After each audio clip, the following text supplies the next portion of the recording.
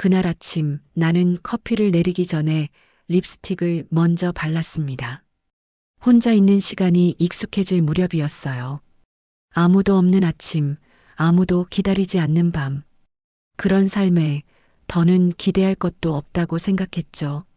하지만 그 집에 들어선 순간부터 내 인생에 다시 따뜻한 향이 번지기 시작했어요.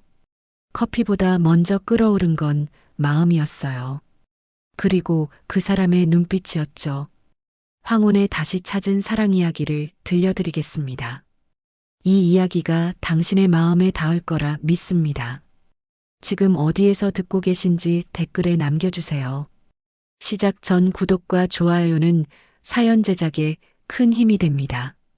카페는 늘 고요했다. 아니, 적막했다는 표현이 더 어울릴까?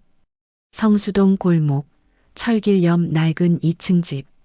1층은 조용한 로스터리 카페였고 2층은 그 주인장이 살고 있는 집이었다. 그리고 오늘부턴 내가 거기 가정부로 살게 됐다. 수진 씨 맞으시죠? 올라오세요. 목소리는 낮고 단정했다. 처음 듣는 목소리인데도 어딘가 묘하게 익숙했다. 나는 구두를 벗고 조심스레 계단을 올랐다. 삐걱거리는 나무 바닥 소리, 커피 볶는 고소한 냄새가 올라오는 중이었다. 그 사람, 박인호 씨, 71세, 전직 은행 부행장이었고 지금은 작은 카페를 운영하며 조용히 혼자 사는 분. 면접 때 한눈에 느꼈다. 이분 외롭구나. 그리고 나도 그랬다. 58세, 수진, 사별 8년 차. 살림도 혼자, 마음도 혼자. 부엌은 저쪽이에요. 따로 말 안 해도 수진 씨가 해오신 대로 해주세요. 저는 그런 쪽엔 서툴러서 인호 씨는 고개를 돌려 날 바라봤다. 눈빛이 맑았다. 그리고 그 눈에 날 훑는 짧은 시선이 살짝 스쳤다. 그 순간 내 허리에 약간의 긴장감이 돌았다. 그 시선 몇 년 만이지? 전 아침 7시에 내려가요. 그때 커피 한 잔 내려주시고 점심은 샌드위치로 간단히. 저녁은 간단한 반찬 두어 개만 해주시면 돼요. 네, 회장님. 아, 죄송해요. 습관이 돼서. 회장은 옛날 일이고요. 그냥 인호 씨로 불러요. 네, 인호 씨. 그 이름을 부르자 어쩐지 입안이 간질거렸다. 마치 누군가와 연애를 시작할 때 처음 이름을 부를 때처럼. 그날 밤 혼자 이불을 깔며 생각했다. 가정부로 산다는 것, 누군가의 삶의 틈에 스며든다는 것. 그건 조금씩 그 사람의 리듬에 나를 맞추는 일이다. 그 리듬에 내 맥박이 물들 수도 있다는 걸 나는 어쩌면 이미 알고 있었는지도 모르겠다. 다음 날 아침 커피 머신을 작동시켰다. 딸깍, 딸깍. 따뜻한 수증기가 피어오르고 원두 향이 코끝을 감싸는 그 순간 인호 씨가 아래에서 올라와 말했다. 오늘 향이 아주 좋네요. 수진 씨 손이 섬세한가 봐요. 그 말에 난 고개를 숙였지만 입꼬리는 살짝 올라가 있었다. 그가 뒤로 지나갈 때 그의 어깨가 내 팔에 닿았다. 너무 미세해서 어쩌면 실수였을지도 모르지만 왜 그 순간 심장이 2번 뛰었을까? 내 이름은 수진. 올해 60. 누군가에겐 아직 중년이고 누군가에겐 벌써 노년일 나이. 나는 세상과 타협하면서 살아온 여자예요. 사랑도 욕망도 기대도 그저 가끔 지나가는 바람 정도로 여기며 남편이 먼저 세상을 떠난 지 8년. 갑작스러운 심근경색. 그날 이후 나는 매일 새벽이 두려웠어요. 눈 뜨는 순간 옆에 아무도 없다는 걸 확인하게 되는 시간.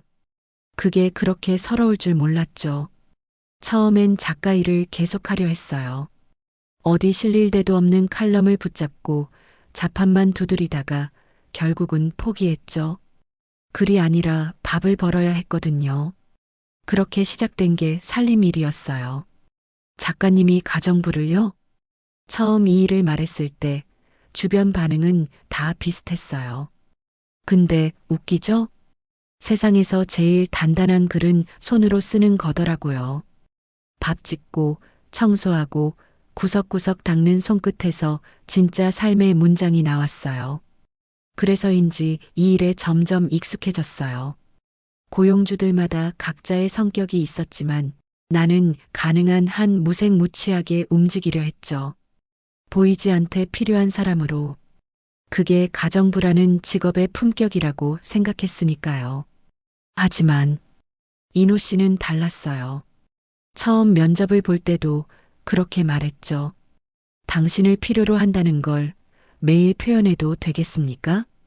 그 말이 너무 이상하고 이상해서 그날 밤 집에 와서 몇 번이나 되뇌었어요. 그의 집은 크지 않았지만 곳곳이 숨을 쉬고 있었어요. 햇살이 부엌 창으로 잘 들고 오래된 커피포트에서 증기가 피어오를 때 나는 내가 어딘가 다시 속해 있다는 기분이 들었어요. 그 사람은 날 하대하지 않았어요. 수진 씨는 무슨 차 좋아하세요? 오늘은 제가 커피 내릴까요? 심지어 식사할 때도 내 앞에 물컵을 먼저 놓아주는 사람이었죠. 그런 사람이 이 세상에 아직 있다는 게 조금 놀라웠어요. 그리고 그 모든 일상 중 가장 나를 간지럽히는 순간은 따로 있었어요. 그가 날 여자로 볼 때, 가끔 부엌에서 엎드려 청소할 때 뒤에서 시선이 느껴졌고, 그럴 땐 괜히 엉덩이에 힘이 들어갔어요. 혹시 속옷 라인이 비치진 않았을까 생각하면서 참 바보 같죠? 그런데도 웃음이 나더라고요. 그래요. 나는 어느새 이 집이 이 남자가 편해지기 시작했어요. 그게 무서웠어요. 가정부는 감정을 가지면 안 되는 자리라고, 마음이 스며들면 안 되는 직업이라고 생각해왔으니까요. 하지만 마음이 먼저 움직여버리면 어떡하죠?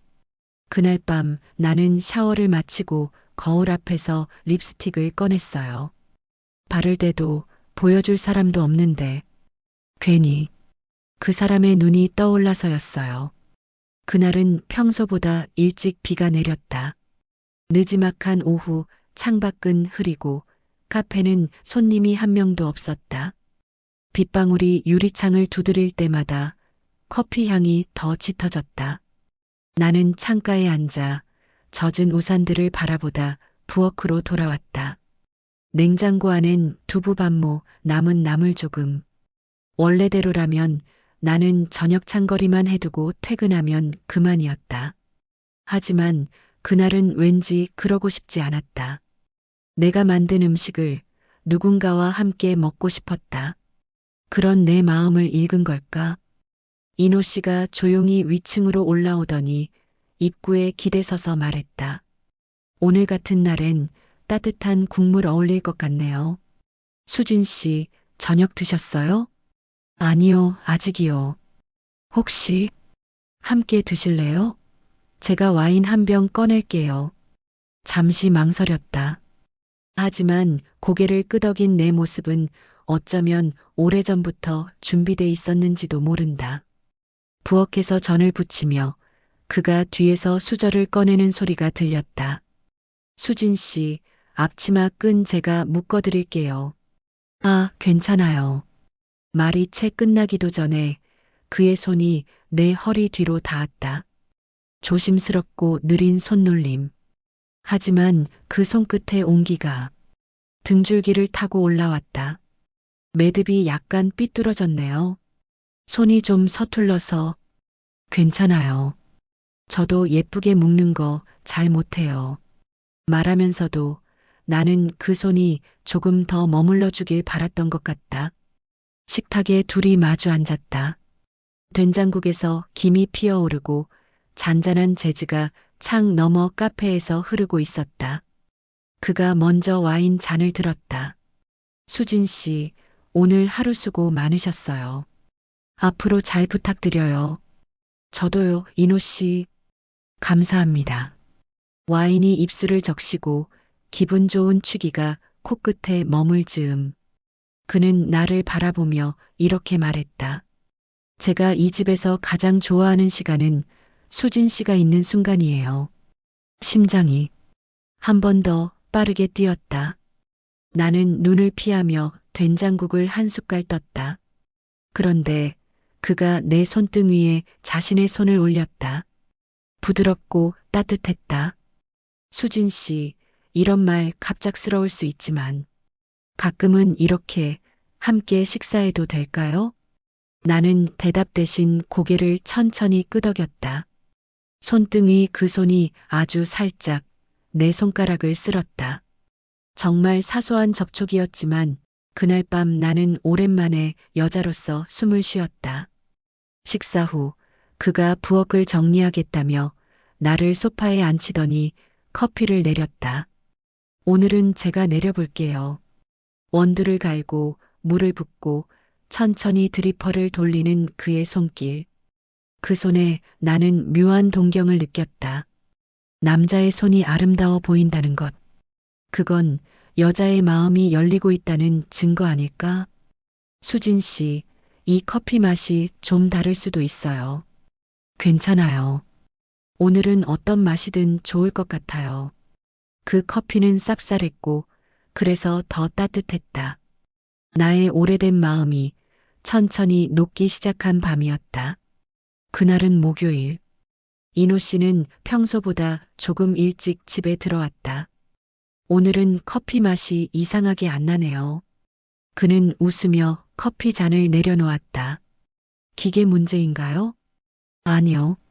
아마 수진 씨가 안 내려줬기 때문이겠죠. 그 말에 난 저도 모르게 웃었다. 참 이상했다. 이 집에 온 뒤로 웃는 일이 잦아졌다. 그건 분명 나쁜 변화는 아니었다. 나는 저녁 준비를 하러 부엌에 들어갔다. 볶음팬을 달구고 마늘을 썰고 기름이 뜨거워지는 소리가 부엌을 채웠다. 그런데 갑자기 뒤에서 팔이 스윽 내 허리로 닿았다. 기름이 좀 많이 튀네요. 조심하세요. 이노 씨였다. 그가 내 등 뒤에서 살짝 몸을 숙이며 팬 옆에 가스불을 줄였다. 그의 팔과 가슴이 내 등에 밀착되다시피 닿았다. 숨이 멈췄다. 기름 냄새 대신 그의 체온과 비누 냄새가 코끝에 맴돌았다. 어깨 너머로 낮고 깊은 목소리가 들렸다. 이런 순간이 오면 참 조심스러워져요. 하지만 수진 씨한텐 솔직하고 싶어요. 나는 천천히 몸을 돌렸다. 그와 눈이 마주쳤고 그 눈동자엔 오래된 외로움과 지금의 갈망이 섞여 있었다. 이러면 안 되지 않나요? 내가 말했지만 그 말엔 거부의 기색이 없었다. 오히려 더 가까워지는 틈이 생겼다. 그가 내 허리에 손을 얹었다. 그럼 지금 하지 않을게요. 하지만 언젠가 괜찮다면 허락해 주세요. 그는 부드럽게 말을 이었다. 수진 씨가 좋은 사람이라서 더 조심하고 싶어요. 그 말이 이상하게 가슴을 찌르듯 와 닿았다. 그는 천천히 내 허리에서 손을 떼고 물러났다. 하지만 그 손의 잔상이 마치 여운처럼 내 살결에 남아 있었다. 그날 밤 나는 씻고 난 뒤 거울 앞에서 내 몸을 오래 바라봤다. 팔뚝에 난 검버섯, 처진 살, 늘어난 주름. 그런데 그 사람이 내 등을 감싸던 순간엔 이 모든 게 부끄럽지 않았다. 누군가의 시선 안에서 다시 여자가 된 기분이었으니까. 잠자리에 누웠지만 잠이 쉽게 오지 않았다. 온몸이 아주 미세하게 쿡쿡거렸다. 그가 나를 껴안았던 건 아니었지만 그 손이 조금만 더 머물렀다면 나는 어떻게 했을까? 생각은 생각을 낳았다. 그리고 그 생각 속에 나는 혼자가 아니었다. 그날은 주말. 카페는 평소보다 손님이 많았고 위층도 정신이 없었다. 빨래를 돌리기 위해 2층 뒤쪽 작은 세탁실로 들어갔다. 작은 창이 하나 있는 공간. 햇빛이 빗살처럼 스며들어 그 좁은 방이 은근히 따뜻했다. 나는 빨래를 꺼내 널기 위해 고개를 숙였고 고요 속에서 문이 열리는 소리가 들렸다. 뒤돌아보지 않아도 알 수 있었다.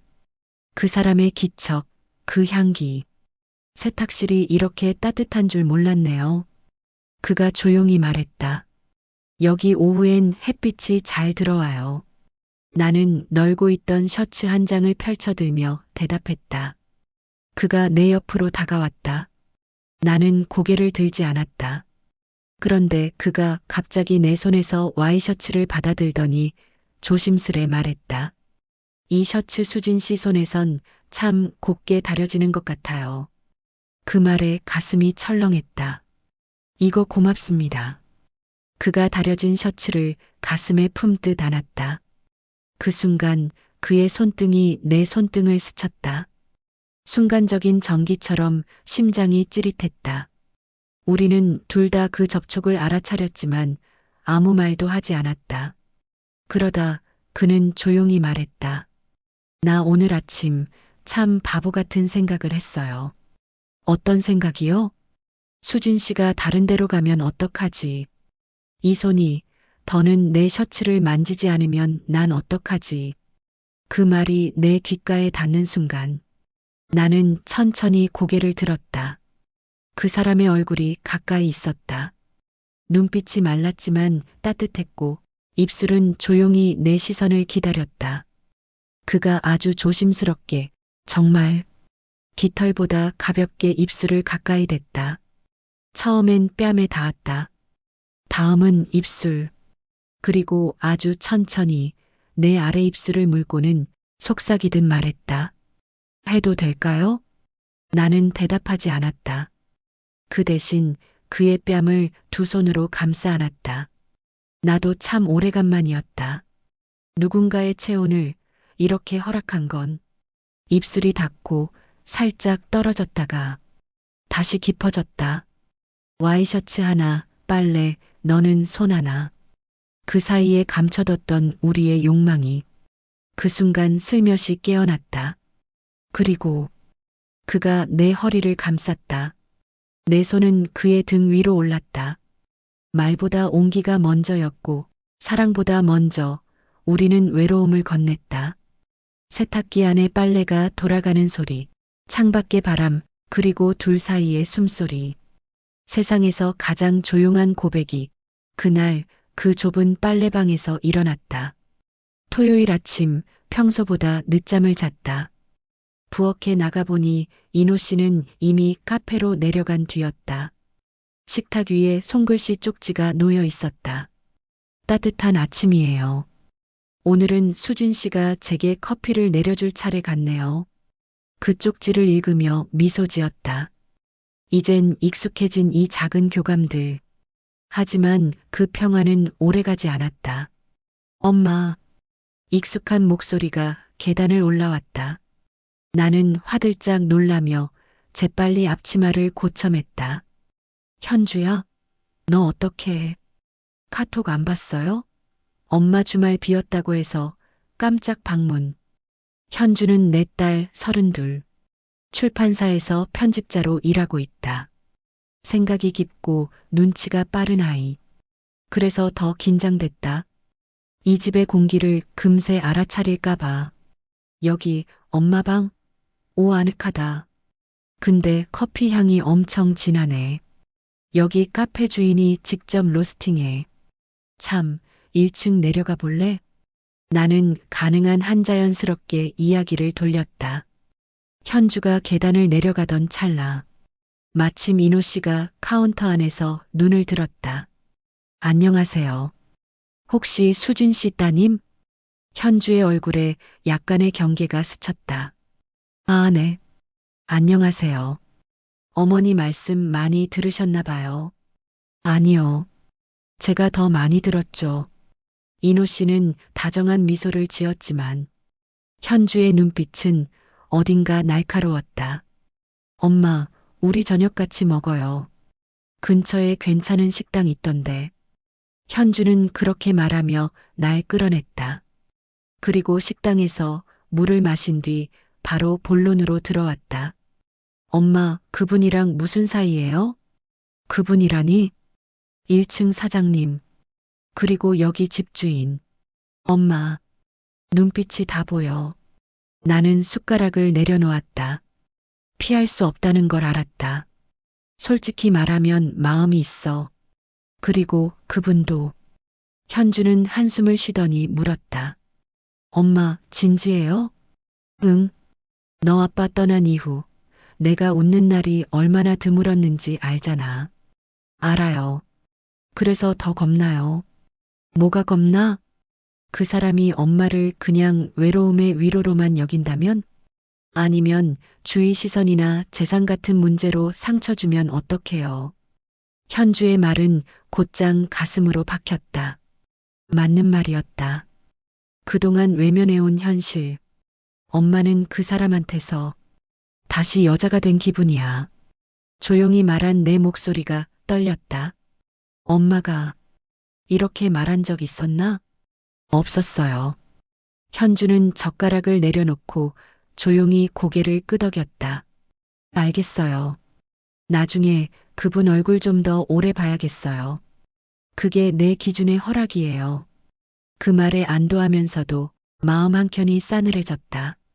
내 사랑이 누군가의 판단을 기다려야 하는 현실. 그게 씁쓸했다. 하지만 내가 엄마이기에, 그리고 그녀가 내 딸이기에 받아들여야만 했다. 그날 밤 딸 현주는 돌아가지 않았다. 엄마랑 오랜만에 자고 갈래. 내 방 이불을 펴주며 속으로 중얼거렸다. 그 사람도 오늘은 조용히 지내겠지. 그런데 밤 11시를 넘긴 시각 문자 하나가 왔다. 2층 테라스로 나와줄 수 있을까요? 오늘은 그냥 얼굴만 보고 싶어서. 심장이 작게 튀었다. 현주는 이미 잠든 듯 조용했다. 나는 망설이며 발을 뗐다. 소리나지 않게 문을 닫고 조심스레 테라스로 나섰다. 달빛이 희미하게 카페 간판을 비추고 있었다. 그는 그 아래 앉아 있었다. 티 한 잔이 테이블에 놓여 있었다. 카모마일이에요. 수진 씨, 오늘 많이 신경 쓰였죠? 나는 그 옆에 조용히 앉았다. 응. 근데 피하지 않을래요. 그 말에 그가 내 손을 살짝 잡았다. 이번엔 망설임 없이 그의 손을 꽉 쥐었다. 수진 씨, 그가 낮게 불렀다. 나 정말 조심하려 했어요. 하지만 오늘 수진 씨 딸 얼굴을 보고 나니 더 확실해졌어요. 이 감정은 위로나 외로움이 아니라 사랑이에요. 그 말이 끝나자마자 나는 그의 어깨에 고개를 기대었다. 그가 조용히 내 머리칼을 쓸어내렸다. 그 손길 하나에 온몸이 녹아내릴 듯 따뜻했다. 우리는 그렇게 조용히 서로를 안고 있었다. 하지만 그 품속에서 내 마음속 무언가가 점점 뜨거워지기 시작했다. 내가 먼저 그의 얼굴을 들여다봤다. 그의 입술이 내 입술을 기다리고 있었다. 나는 천천히, 아주 천천히 입술을 포겠다. 이번엔 이전보다 훨씬 길고 깊었다. 입술이 포개지고 숨이 섞이고 손이 몸을 감쌌다. 그의 손이 등줄기를 따라 허리로 내려오고 나는 그 손길에 몸을 기대며 속삭였다. 오늘 밤 그냥 같이 있고 싶어요. 그는 내 말을 천천히 되새기더니 아주 조심스럽게 말했다. 수진 씨 방은 딸이 있잖아요. 제 방으로 올래요? 나는 고개를 끄덕였다. 그 순간 내 인생에서 가장 용감한 고개짓이었다. 그의 방은 따뜻하고 정리되어 있었다. 침대맡에 놓인 책, 향초, 와인 반병. 그 모든 것보다 그의 시선이 더 나를 녹였다. 그가 조용히 내 앞치마 끈을 풀었다. 부엌에서처럼. 하지만 이번엔 훨씬 느리고 조심스러웠다. 그의 손끝이 내 목선을 따라 미끄러졌다. 수진 씨 너무 예뻐요. 그 말에 나는 눈을 감았다. 우리는 말없이 서로를 느꼈다. 피부가 닿고 숨이 닿고 마음이 닿았다. 몇 년 동안 닫혀있던 몸의 문이 그날 밤 조용히 열렸다. 그의 품 안에서 나는 다시 여자였다. 그리고 그 역시 내 안에서 한 남자로 살아나고 있었다. 그날 이후 모든 것이 조금씩 바뀌었다. 같은 집, 같은 부엌, 같은 커피 향인데도 그 안에 담긴 감정이 달라졌기 때문이다. 이노 씨는 전보다 일찍 퇴근했다. 카페 문을 닫고 올라오면 늘 조용히 나를 안아주었다. 오늘 우리 수진 씨 뭐 했어요? 그 질문에 나는 매일 답했다. 그리고 그 대답보다 서로의 숨결이 더 따뜻했다. 딸 현주는 처음엔 묘하게 경계했지만 점차 받아들이기 시작했다. 엄마, 나 아직도 좀 낯설지만 적어도 지금은 엄마가 행복해 보여요. 그 말에 나는 처음으로 딸 앞에서 이노 씨의 손을 꼭 잡았다. 우리는 함께 밥을 먹고 함께 산책하고 함께 늙어가는 걸 두려워하지 않기로 했다. 어느 날 이노 씨가 조용히 말했다. 수진 씨, 이 집에 정식으로 들어와 줄래요? 지금도 살고 있잖아요. 그게 아니라 이 집의 주인으로, 함께 아침을 맞고 함께 잠드는 사람으로. 나는 웃으며 고개를 끄덕였다. 그럼 식구네요. 가족, 그리고 연인. 그 말에 나도 그를 꼭 안았다. 세상에서 가장 단단한 품이었다. 봄이 왔다. 성수동 골목 끝 벚꽃나무가 흐드러지게 피었다. 카페에는 둘만의 시그니처 메뉴가 생겼다. 수진 블렌드 은은한 바닐라와 짙은 초콜릿 향이 섞인 커피. 이 커피는요, 만드는 사람의 마음이 제일 먼저 느껴져요. 손님 중 한 명이 그렇게 말했다. 나는 뒤에서 그 말을 듣고 작게 웃었다. 밤이면 이노 씨가 여전히 먼저 다가와 안아준다. 이제는 낯설지 않은 체온. 이제는 익숙한 키스. 하지만 여전히 서로의 가슴을 뛰게 하는 사랑. 내가 가정부였다는 사실은 바뀌지 않았다. 그는 여전히 나를 처음처럼 존중했고 나는 여전히 그의 셔츠를 정성껏 다렸다.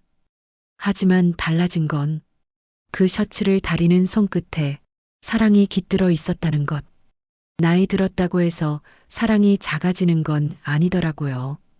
오히려 더 깊어지고 더 뜨거워지고 더 고마워져요. 우리가 사랑한 건 청춘이 아니라 남은 시간을 함께 건네는 용기였으니까요. 오늘도 나는 그 사람의 셔츠를 다립니다. 하루를 입을 그의 마음을 다려주는 기분으로요.